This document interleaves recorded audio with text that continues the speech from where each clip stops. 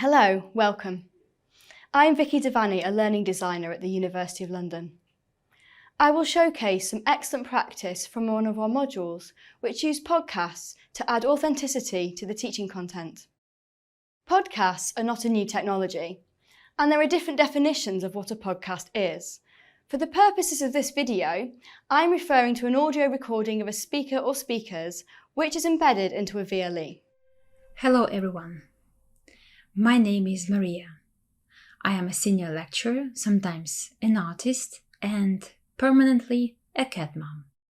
Last year I started working with Dr. Maria Iranova from Royal Holloway, who came to me with lots of ideas for a module we are developing together.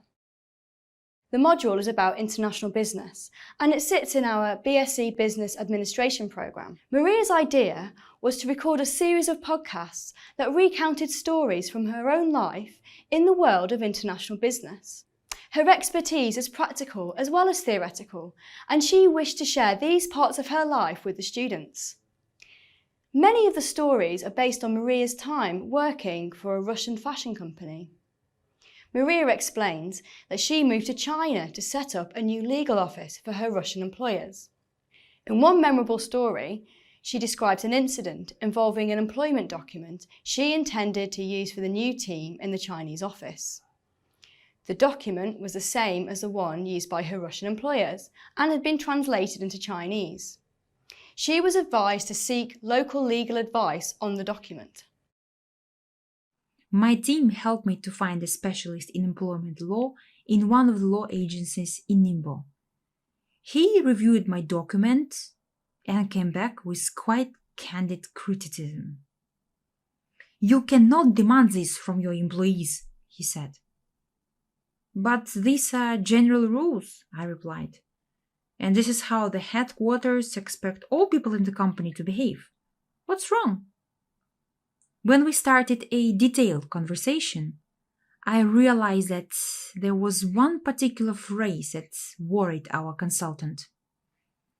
On one of the pages where it mentioned what colleagues should avoid doing during working hours, such as spending time on personal matters, using office equipment for private needs, and so on, it was also stated that workers are not allowed to take samples of clothes from the office. As clothing was the main product of the company, we often had brand new fashion items in our office in China that were used as pre-production samples at some stages in the manufacturing process, but then were basically abandoned. His criticism was directed at the very fact that something like this was mentioned in an official document.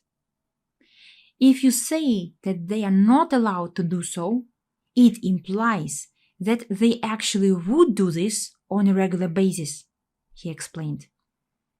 In other words, the core assumptions about our employees' behavior were wrong, according to the document, and this made us look pretty bad. Maria goes on to explain that this was not her intention at all and how she redrafted the document accordingly, and discusses the importance of not making assumptions about cultures different to our own. In another podcast, Maria tells us that she later became a master's student and learnt more about the theory of organisational behaviour and international human resource management. She reflects that there were things from her studies that she'd wished she had known when she was setting up the office in China, but also that she had instinctively managed some aspects well. Organizations prosper only if they are underpinned by a strong, healthy culture. Thinking back, I believe this was my main achievement. In our team, we had a very nice, friendly culture of young professionals in which the elements of our national cultures were well integrated.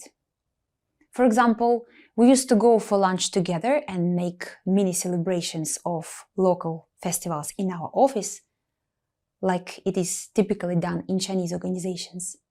So despite my original inclination towards individualism, I had to embrace more collectivistic values.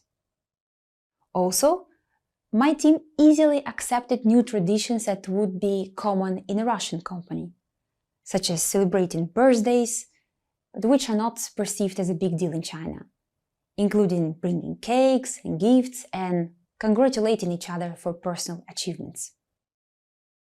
These are very small things, but they make a huge difference to people. Maria makes working in international business sound exciting, challenging, fulfilling and possible. In her down-to-earth style, she shares the challenges that affected her personally. The stories prepare our learners cognitively for the academic content in the module by setting the context and demonstrating why the theory is important. The podcasts are enjoyable, like listening to a radio programme, and add a break from the usual VLE activities, readings and videos. These are only 2 examples of many, but hopefully they demonstrate what we're able to achieve in this module using a simple technology. If you would like to find out more, please visit our blog at onlinelearning.london.ac.uk, where you will find a complete example of one of Maria's podcasts.